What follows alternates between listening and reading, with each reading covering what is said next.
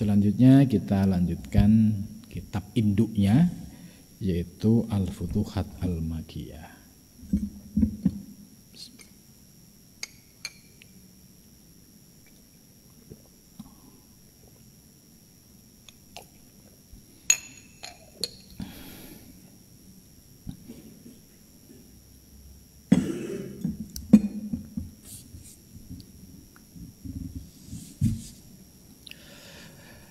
Pembahasan pada kitab Al-Futuhat Al-Makkiyah ini kita sudah sampai pada halaman 103 ya, cetakan Darul Kutub Beirut, Lebanon, Darul Kutub Al-Ilmiyah. Ya, di dalam halaman 103 ini masih menjadi bagian tentang fil ma'arif, yaitu pembahasan tentang kemakrifahan. Ma'arif jamaknya ma'rifah. Kemudian di dalam bab ma'arif ini mengerucut pembahasannya kepada fi ma'rifati maratibil huruf wal harokat, yaitu fokusnya mengenal tentang derajat huruf dan harokat minal alam, dari alam semesta. Nah, ini sudah kita bahas penjelasan-penjelasan detailnya ya. Mungkin bisa dicek di YouTube ya, itu rekamannya masih ada. Nah, pada malam ini menarik, ada 3 poin yang akan kita bahas. Yang pertama yaitu terkait dengan penafsiran lanjutan dari alif lam mim ya. Alif, lam dan mim, kemudian ditambah tanzilul kitab.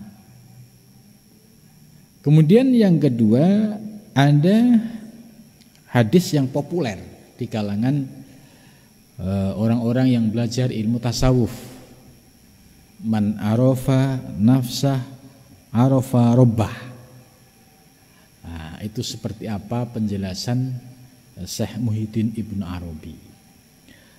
Kemudian yang ketiga ada penjelasan ayat terkait dengan ayat yang berbunyi wa id qala rabbuka lil malaikati inni ja'ilun fil ardi khalifah ya.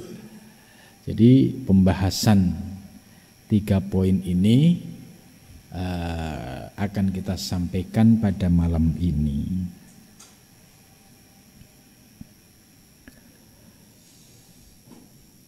Terkait dengan alif lam mim tanzilul kitab ya.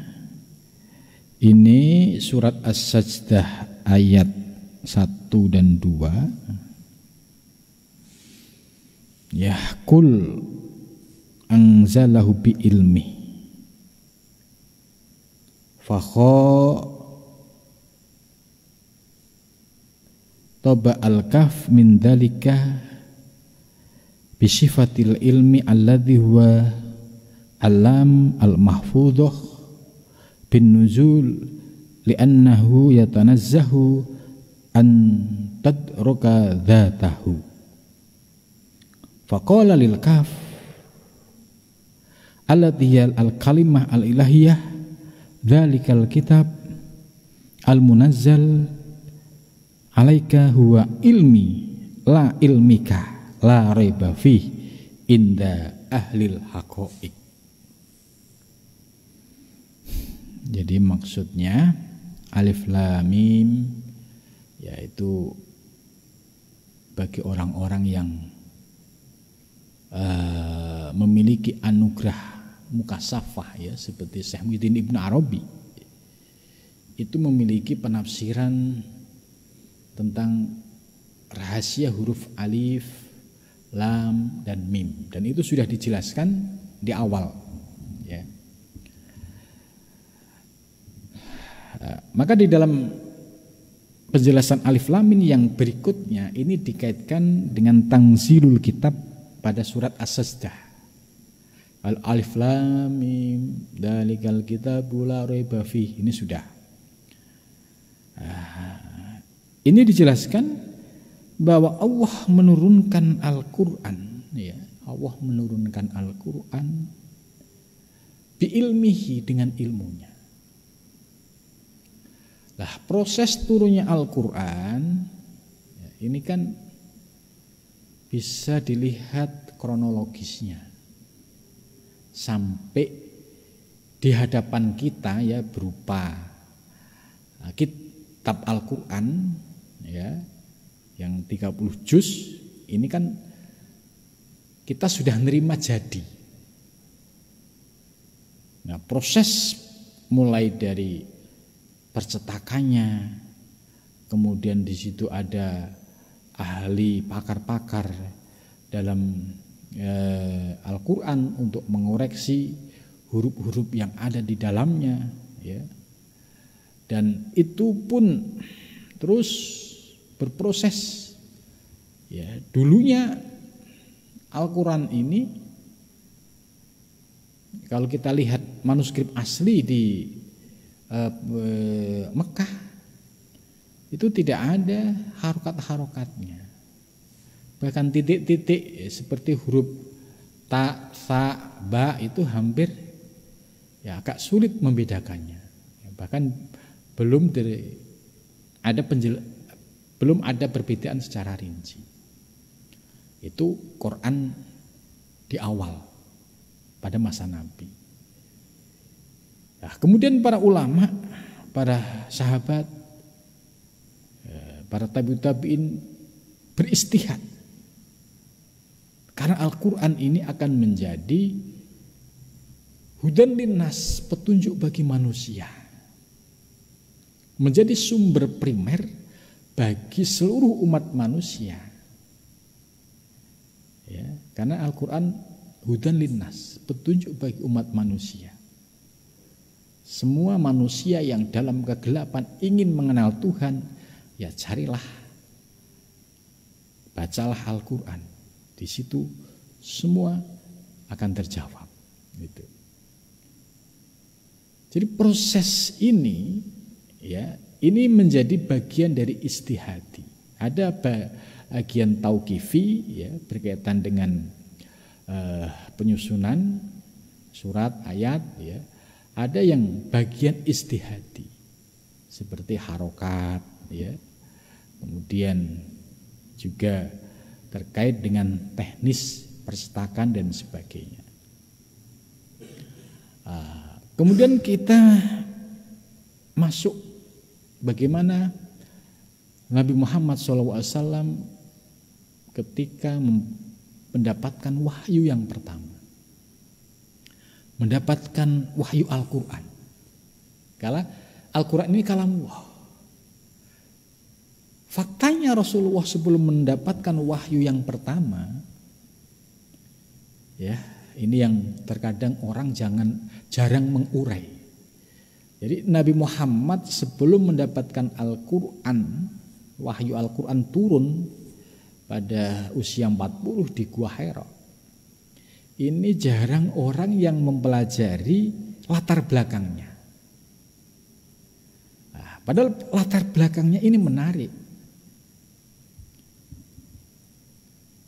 Sebab latar belakang sebelum turunnya Al-Qur'an, ya, Nabi, ya, ketika hidup di kota Mekah mulai dari sejak kecil, ya sama seperti Nabi Ibrahim dan nabi-nabi yang lain, ini memiliki fitrah kesucian, fitratu tauhid, kesucian, kemurnian tauhid. Sehingga melihat kondisi masyarakat Arab yang menyembah berhala tidak bisa menerima. Tapi juga belum bisa melawan. Karena masyarakat Arab pada saat itu, ya, dipimpin oleh kepala-kepala suku yang saat itu masih paman-pamannya, dan Nabi belum berani melakukan istilahnya perubahan. Nah, tapi Nabi secara fitrah tauhid melihat Apa yang dilakukan oleh masyarakat itu kebatilan. Menyembah berhala, menyembah Lata, Uzza, Mana. Kemudian Nabi berproses, ya, mulai dari mengikuti setelah dari ibunya meninggal, kemudian ikut kepada kakeknya Abdul Muthalib, ya, 2 tahun tidak lama kakeknya meninggal, ikut pamannya, ya, Abu Thalib, ya, sampai akhirnya menikah dengan Sayyidah Khadijah. Nah, mulai sejak menikah inilah Nabi, ya, mulai melakukan sebuah proses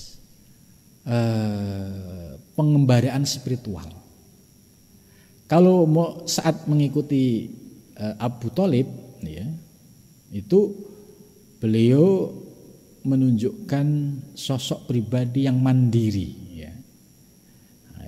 Abu Thalib itu pamannya, anaknya banyak, ya, secara ekonomi termasuk pas-pasan, sehingga Nabi ini, ya, menjadi pribadi mandiri karena menghadapi situasi yang seperti itu. Akhirnya Nabi diajak oleh pamannya sampai kepada Sayyidah Khadijah. Nah, setelah menikah, nah ini yang perlu kita perhatikan. Setelah menikah, Sayyidah Khadijah sudah tahu calon suaminya ini adalah calon seorang nabi dan rasul. Karena Sayyidah Khadijah bertanya kepada seorang rohib bahwa ciri-ciri nabi dan rasul terakhir ada pada calon suaminya. Maka semakin yakin, ya, keyakinan Sayyidah Khadijah untuk menikah dengan pemuda yang bernama Muhammad itu. Nah, setelah menikah, karena Sayyidah Khadijah tahu calon suaminya atau suaminya itu adalah calon nabi dan rasul, maka bisa dilihat bahwa sejak menikah Nabi tidak banyak melakukan aktivitas duniawi seperti sebelumnya, harus berdagang, ya, tidak. Tapi Nabi diberikan keleluasaan kepada Sayyidah Khadijah untuk melakukan proses pengembaraan rohani, yaitu dengan beliau mencari tempat yang sepi, sunyi, ya, ketemulah di Gua Hira itu. Nah, Gua Hira ini, ya, sebuah tempat yang di pucuk gunung, dan proses perjalanan menuju Gua Hira ini cukup terjal. Zaman Nabi itu masih natural. Kalau sekarang sudah banyak tangga-tangga, itu pun bagi kita itu sangat melelahkan karena cukup terjal ketika menjelang puncaknya. Nah, Nabi Muhammad SAW dalam proses perjalanannya bolak-balik ke Gua Hira itu sudah menjadi aktivitas kurang lebih sekitar 15 tahun. Dari 25 sampai 35 sampai 40. Nah, proses 15 tahun inilah dalam teori tasawuf disebut dengan periode taholli, menyucikan, ya, diri dari segala kotoran-kotoran batin, ya. Padahal Nabi sudah jelas maksum. Tapi Nabi karena akan menjadi teladan bagi umatnya, Nabi melakukan ini, proses bolak-balik ke Gua Hira, proses suluk, proses kholwat, ya. Nabi ingin memberikan contoh bahwa sebelum mendapatkan wahyu ilahiyah, sebelum mendapatkan pencerahan ilahiyah, Nabi bolak-balik ke Gua Hira untuk menyucikan kotoran-kotoran yang ada di dalam dirinya. Sementara Nabi itu maksum, terjaga. Nah, tentu ini memiliki makna sebagai teladan bagi umatnya. Maka bagi umatnya seperti, ya, orang-orang yang hidup pada zaman sekarang tentu bisa belajar. Nabi yang maksum saja berproses menyucikan lahir batin sampai akhirnya mendapatkan pencerahan ilahiyah. Nah, di zaman sekarang sudah ada sistemnya, ya, yaitu sudah berdiri sistem ilmu tasawuf, sudah muncul lembaga ketorekohan, dan ini menjadi wadah bagi orang-orang yang ingin menapaki jalan spiritual. Nah, melalui kajian tasawuf dan tarekat, ini tidak ada lain sebagai upaya supaya bisa meneladani Nabi, bisa menyucikan kotoran-kotoran batiniah yang ada dalam dirinya, sehingga bersih lahir batin. Kemudian setelah bersih lahir batin, berharap ya turunlah waridul ilahiyah, turunlah anugerah-anugerah ilahiyah, turunlah ma'arif robbaniyah, turunlah asror ilahiyah yang dirasakan bagi seorang salik. Jadi seorang salik melakukan riyadhah mujahadah, rujukannya jelas, yaitu apa yang telah dicontohkan oleh Nabi besar Muhammad Sallallahu Alaihi Wasallam. Nah, itu wahyu yang diturunkan kepada Nabi, yang disampaikan kepada malaikat Jibril. Nah, sebelum itu posisi wahyu Al-Quran di mana? Ternyata sudah ada di kitab Lauhil Mahfud. Jadi Al-Quran ini sering disebut sebagai kalam ilahi yang bersifat azali, ya, kalamun qadim, ya, karena sebelum alam semesta ini sudah ada kalamun qadim, firman ilahi yang bersifat qadim itu dan bersifat azali. Dari proses qadim kemudian berproses menjadi ada di alam semesta, turunnya melalui malaikat Jibril disampaikan kepada Nabi Muhammad, kemudian Nabi Muhammad disampaikan kepada para sahabat berproses, ya, mulai dari zaman Khalifah Utsman mulai dibukukan, kemudian berproses sampai akhirnya jadilah Al-Quran yang kita baca. Nah, semua itu oleh penjelasan Syekh Ibnu Arabi ini, kul anzalahu bi ilmihi, semua diturunkan dengan ilmu Allah Subhanahu wa taala. Kemudian selanjutnya faqala lil kaf alatihal kalimah al ilahiyah, ya, dengan adanya kaf min dalika bi sifatil ilmi wa alam al mahfudhuh, lam yang dibuat baca jer bin nujul, li'annahu yatanazzah, itu karena Al-Quran ini harus dipahami tanzih, maha suci. Maha suci itu artinya yaitu kalamullah yang murni, yang tidak ada keterlibatan siapapun, ya, apalagi seorang makhluk. Jadi yatanazzahu ini bahwa kalam Allah itu bersifat suci yang tidak ada keterkaitan dengan makhluk, ya. Kemudian berikutnya, dalikal kitab al-munazzal alaika wa ilmi la ilmika la raibah. Kitab yang diturunkan kepadamu yaitu ilmi, yaitu ilmuku, la ilmuka, itu. Jadi Al-Quran ini sebagai kitab yang diturunkan, ya, itu adalah ilmunya Allah. La ilmuka, bukan ilmumu. La raiba fih, maka tidak ada keraguan. Inda ahlil haqaiq, bagi orang-orang ahli hakikat, ya. Jadi ini Ibnu Arabi menjelaskan inda ahlil haqaiq, menurut orang-orang ahli hakikat, bahwa kitab yang diturunkan kepada Nabi Muhammad itu adalah ilmu Allah, ya, bukan ilmunya hamba, bukan ilmunya makhluk.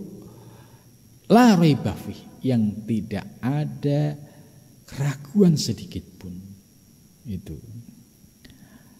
anzalu fi ma'rudil hidayah liman atqani wa antal munazzal fa anta mahala wala budda likulli kitabin min wa ummuhu dzalikal kitab al majhul la ta'rifuhu abadan li'annahu laysa bisifatin laka wala li ahadin wala dzatin. Wa in syi'ta an tahaqqaqa hadza fangdur ila kaifiyati husulil ilmi fil alam. Ini. Wa in syi'ta, dan jika kamu ingin an tahaqqaqa untuk bisa memperoleh tahqiq, pemahaman yang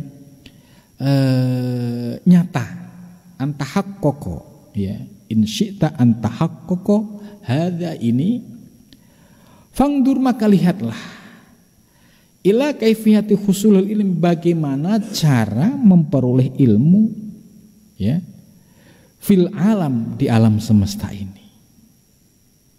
Au husuli suratil murai, atau berhasilnya rupa, ya, orang yang melihat, firroi, ya, dalam orang yang melihat, murai yang dilihat, firroi orang yang melihat, falaisat maka tidak ada surah, walaisa dan tidak ada apa ghairuha selain surah. Ini maksudnya untuk mencapai pemahaman yang tahqiq, ya, tahqiq itu proses pemahaman yang dilalui oleh seorang salik dalam menerima ilmu sehingga akhirnya menemukan pemahaman yang yakin, yang tahqiq, yang tidak goyah lagi, yang tidak ragu lagi. Itu pemahaman yang tahqiq. Nah, di sini dijelaskan yaitu ila kaifiyati husulul ilmi fil alam, bagaimana kita memperoleh pengetahuan dari alam semesta ini, ya. Ini makna kata fil alam, bisa juga fil alim, ya. Husulil ilmi fil alim, ya, saya lebih cocok fil alim karena ilmu alim maklum ini dalam teori Syekh Muhyiddin Ibn Arabi ini cukup dikenal. Jadi ilmu alim itu subjeknya, objeknya adalah maklum. Nah, ini maksudnya seseorang proses memperoleh sebuah pengetahuan, ya, epistemologi itu tidak ujuk-ujuk, ya. Ada prosesnya, ada tahapannya, ada rasionalisasinya. Itu contoh seseorang yang dikenal sebagai pakar tafsir Al-Quran misalkan, itu enggak ujuk-ujuk dia terus hafal Al-Quran, menguasai disiplin ilmu tafsir sampai bisa mengurai, membahas secara detail. Itu. Jadi tidak ujuk-ujuk.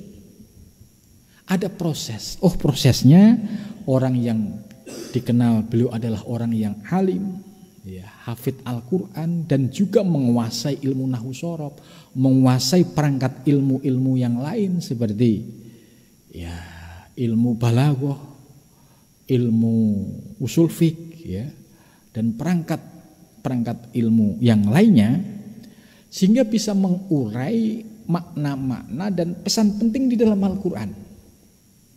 Ya, orang yang mampu seperti itu tidak ujuk-ujuk. Ada proses fi husulil ilmi tadi. Prosesnya apa? Ya, pasti dulunya ya dia pasti mondok, ya. Mondoknya karena dia menguasai makna-makna Al-Quran dari sisi nahwu shorof, oh berarti dulu dia ngajinya ya kitab kuning, ya. Kemudian setelah itu baru menghafal Al-Quran. Terus berikutnya kuliahnya ya masuk pada prodi ilmu hadis atau ilmu tafsir, ya. dia semakin spesifik, semakin mendalam. Ya, S2-nya sama tentang ilmu tafsir, S1, S2, S3 linear. Sehingga akhirnya menjadi seorang yang ahli, pakar di dalam bidangnya. Nah, ketika kita melihat sosok ini yang sudah al-alim tadi, ini jangan melihat sebatas wujud orang tersebut yang sekarang alim. Lihatlah prosesnya, lihatlah bagaimana beliau dulu susah payah. Kalau sekarang beliau menjadi orang yang paham di dalam ilmu ini harus dibaca secara utuh, ada proses yang harus dilewati. Ya, ini yang disebut husulil ilmi fil alim. Jadi artinya ada proses yang harus kita lewati. Begitu juga seorang salik ingin ma'rifah. Itu nggak bisa ujuk-ujuk ngaji seminggu, sebulan, setahun, terus ujuk-ujuk minta ma'rifah, tidak bisa. Nabi sendiri, ya, Nabi sendiri kaitannya dengan husulul ilmi fil alim. Nabi sendiri, ya, sudah memberikan contoh, sudah jelas beliau maksum. Tapi beliau melakukan sebuah proses susah payah naik turun gunung Hira 15 tahun sampai akhirnya mendapatkan wahyu. Ini juga disebut fi husulul ilmi fil alim. Jadi orang yang memperoleh ilmu dengan cara proses tadi, susah payah tadi, ilmu ini yang disebut bisa mendatangkan tahqiq keyakinan. Begitu juga orang yang belajar tafsir, orang yang belajar ilmu hadis, orang yang belajar ilmu usul fiqh, ya, ilmu tasawuf juga sama. Jadi tidak bisa ujuk-ujuk, tidak bisa ya, instan, tidak bisa pragmatis. Maka jangan sampai ya pernah percaya ya orang yang latar belakang pendidikannya, prosesnya enggak teruji, enggak terlihat, ya, itu pasti hasilnya juga akan terbaca. Ya, beda dengan orang yang mulai proses ya nol, kecil. Wah, dia memang sudah melalui sebuah proses sesuai dengan perjalanannya. Ya, dia nyantri, dia mondok, dia kemudian sekolah S1, S2, S3, kemudian dia juga haus ilmu gitu. Akhirnya menjadi orang yang tahqiq di dalam ilmunya. Jadi Syekh Ibnu Arabi menjelaskan bahwa untuk menjadi insyita, jika kamu ingin antahaqqaq, bisa tahqiq, bisa yakin dengan sebuah ilmu, ya, hadza ini fangdur, lihatlah, belajarlah, membacalah kaifiyati husulul ilmi fil alam. Bagaimana proses pencapaian seseorang di dalam memperoleh ilmu. Semua pasti bersusah payah. Gitu. Jadi jangan sampai mudah percaya orang yang instan, track recordnya, proses ngajinya nggak jelas, ilmunya nggak jelas, terus bahas soal ilmu. Nah, ilmu yang disampaikan itu nanti sumbernya dari mana? Padahal orang yang menyampaikan ilmu paling tidak dia sudah memahami teori, sudah merasakan, bahkan di sini dia sudah tahqiq dengan teori yang disampaikan itu. Ya. Al-husul suratil mura'i fi ra'i. Ya, ini perumpamaan ini persis yang disampaikan di dalam kitab Ad-Durrun Nafis tadi. Ya, kalimatnya Syekh Ibnu Arabi sederhana, tapi memiliki kedalaman makna yang luar biasa. Husul itu sebuah proses yang dirasakan, ya, orang mendapatkan pengetahuan tapi mendapatkan sebuah proses. Jadi ini husul. Istilah ini digunakan untuk terkait dengan proses epistemolog. keilmuan. Jadi orang yang menjadi alim pasti proses sunatullahnya itu ada. Dia gila buku, baca buku. Dia gila baca kitab. Dia memiliki peralatan keilmuan yang komplit gitu. Nah, kemudian terkait dengan ilmu hakikat, husulul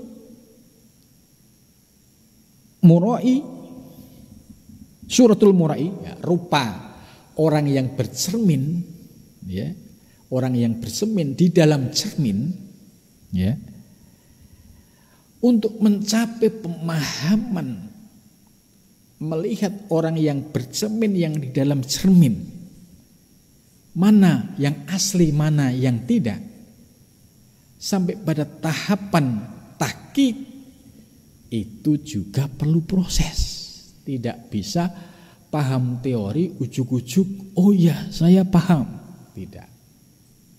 Nah, jadi ini kalimatnya sederhana. Bagaimana perumpamaan orang yang bercermin, ya, kemudian di dalam cermin ada wujud, ya. Setelah itu dia sampai pada tingkat pemahaman yang tahqiq, oh yang asli apakah yang di dalam cermin, apa yang di luar cermin. Nah, di awal kan pasti muncul pertanyaan. Mana yang asli? Yang di dalam cermin atau yang di luar cermin? Berproses di dalam cermin, oh enggak, di luar cermin, oh nah itu. Jadi proses dialog inilah yang akhirnya menjadi wasilah untuk mencapai tahqiq. Tahqiq akhirnya, oh yang asli yang di luar cermin, yang hakiki, yang di dalam cermin itu bersifat majazi. Begitu juga dalam memahami Allah, memahami wujud alam semesta. Mana wujud hakiki, mana wujud majazi. Ketika membaca kalimat la maujuda illallah, ya, harus dipahami secara utuh mana wujud yang hakiki, mana wujud yang majazi. Proses seorang salik dalam menerima ilmu pasti tadi ada dinamika. Istilahnya kalau mabuk itu jangan suwe-suwe. Kalau memahami ini mabuknya kelamaan ya nanti repot, ya. Jadi ini sebagai proses dinamika. Ketika sudah tahqiq, oh iya ini wujud hakiki, ini wujud majazi. Sudah tidak ada keraguan lagi. Begitu juga dalam melihat alam semesta, dalam menyaksikan al-haq, ya, dia sudah tahqiq. Karena prosesnya melalui sebuah dinamika, dialog, diskusi yang panjang sehingga mencapai pada tahapan pemahaman yang tahqiq. Jadi sederhana, bagaimana membedakan antara yang bercermin, yang tidak tercermin, itu mana yang hakiki. Lah, orang yang tahqiq sudah yakin, tidak perlu ragu mana yang asli ya gitu. Kalau tahap awal kan gitu, mana yang asli ya, mana yang wujud hakiki. Begitu juga salik yang masih ilmunya belum stabil, itu masih mabuk gitu. Itu apa? Itu punya Allah. Giliran dia punya rokok, dia minta bagi dong rokok, kan ini punya Allah. Oh enggak, ini rokok saya. Ini makanya belum tahqiq ini. Ini contoh saja ya. Jadi proses untuk mencari, untuk sampai pada tahqiq itu perlu proses. Jadi tidak bisa ujuk-ujuk. Di dalam ilmu hakikat juga perlu proses. Karena Nabi sendiri proses panjang yang dilalui ini sebagai keteladanan bagi umatnya. Jadi kita jangan sampai menjadi umat yang pragmatis, pengennya yang enak-enak, ya. Ngaji seminggu 2 minggu udah bosen, kemudian pengen ma'rifah itu. Kalau enggak ma'rifah kemudian ngamuk-ngamuk, ya, terus akhirnya nyalahin Allah gitu, nyalahin guru gitu. Nah, ini karena ilmunya belum paham, ya. Kemudian selanjutnya anzalahu fi ma'rudil hidayah limanit taqoni wa antal munazzal fa anta mahallahu wala budda likulli kitabin min ummin wa ummuhu dzalikal kitab malahul la ta'rifuhu abadan li'annahu laisa bisyifatin laka wala li ahadin wala dzatin. Ya. Jadi menarik. Wala budda likulli kitabin, dan setiap kitab itu ada min ummin, ada induknya, ada ibunya. Wa ummuhu dzalikal kitab al-majhul, sedangkan induknya yaitu kitab al-majhul. Nah, kata majhul ini kita bisa membaca penjelasan sebelumnya bahwa Syekh Ibnu Arabi membagi kitab itu menjadi 3. Ada kitab mastur yang tertulis, kitabul markum, kitab yang istilahnya bernomor, dan kitabul majhul, kitab yang tidak diketahui. Ini. Nah, maka terkait dengan kitab majhul ini, la ta'rifu abadan, kamu tidak mengetahui selamanya. Li'annahu laisa bisifatin, karena itu tidak terkait dengan sifat. Laka bagimu, wala li ahadin, dan juga bagi seseorang, wala dzatin, dan juga tidak ada zat. Wa in sita, itu. Ya, jika kamu pingin antahaqqaqah, untuk yakin hadza ini, fangdur ila kaifiyati husulul ilmi fil alim. Nah, ini disuruh berproses, ya, tadi sebagaimana orang yang berilmu itu bagaimana proses dulunya itu sampai dia menjadi alim. Begitu juga dalam memahami hakikat tadi. Fangdur ila darajati hurufin, lihatlah kepada derajat-derajat huruf, ya, yang sudah dibahas sebelumnya. Huruf itu, huruf hijaiyah itu ada 4, dibagi menjadi 4, ya. Ada yang karakternya haroroh, ada yang yabusiyah atau yabisah, ada yang burudah, ya. Itu ada 4, ya. Kemudian la raiba fih. Ya, derajat-derajat huruf ini pun juga sama. Huruf-huruf yang terurai di dalam Al-Quran itu juga ada makna, ada rahasianya. Dan la raiba fih, tidak ada keraguan sedikit pun. Contoh seperti alif, lam, mim. Ini bukan berarti tidak ada maknanya. Ya, sekedar ngapain kok repot-repot bikin alif, lam, mim, terus to, ha, ain, sin, kof, kaf, ha, ya, ain, shod, ya. Itu sudah dibahas di awal, gitu. Nah, ini bagi orang yang paham ilmu hakikat, la raiba fih.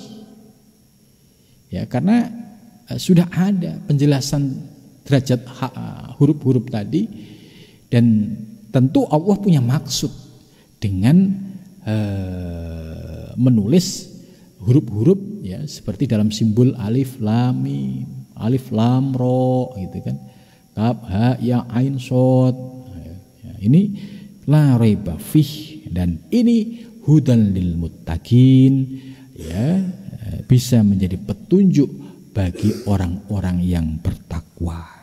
Nah, namun demikian perlu kita pahami bahwa jarang orang yang sampai mengkaji rahasia-rahasia Al-Quran ini dari sisi rahasia huruf-huruf di dalam Al-Quran. Maka kalau kita paham teori-teori yang sebelumnya terkait dengan rahasia huruf dan derajat huruf, kemudian dikaitkan dengan ayat-ayat Al-Quran, itu niscaya ya memiliki keindahan, memiliki pencerahan, ya, bagi orang-orang yang muttaqin. Di sini disebutkan bagi orang-orang yang bertakwa, ya.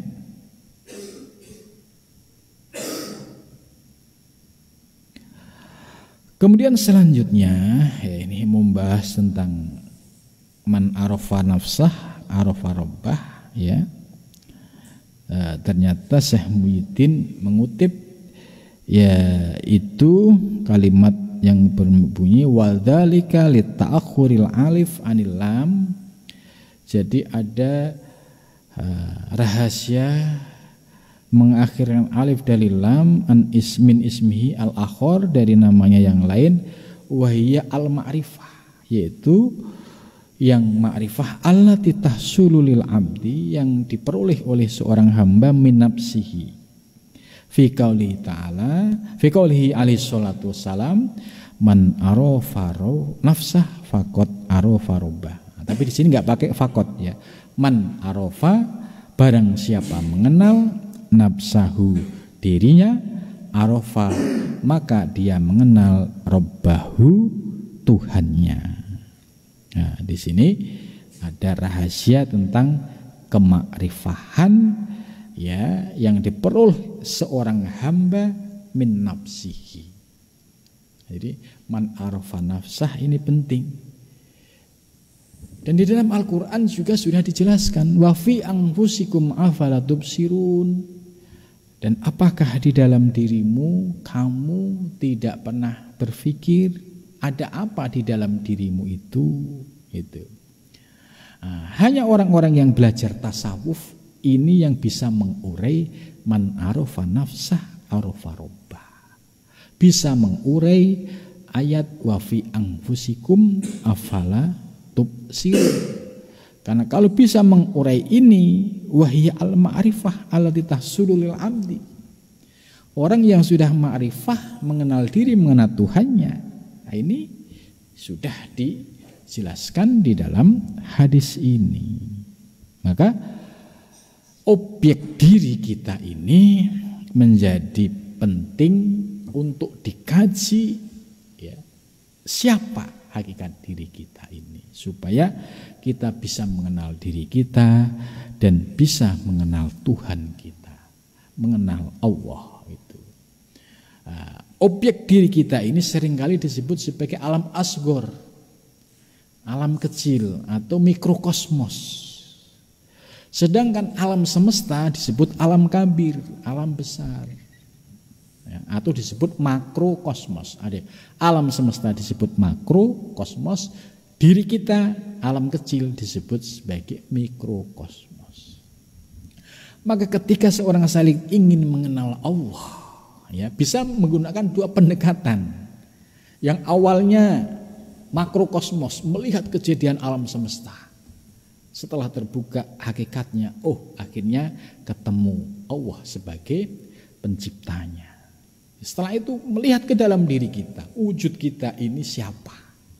Setelah digali, akhirnya mengenal, ya, ternyata diri kita ya adalah memiliki rahasia ketuhanan yang luar biasa itu.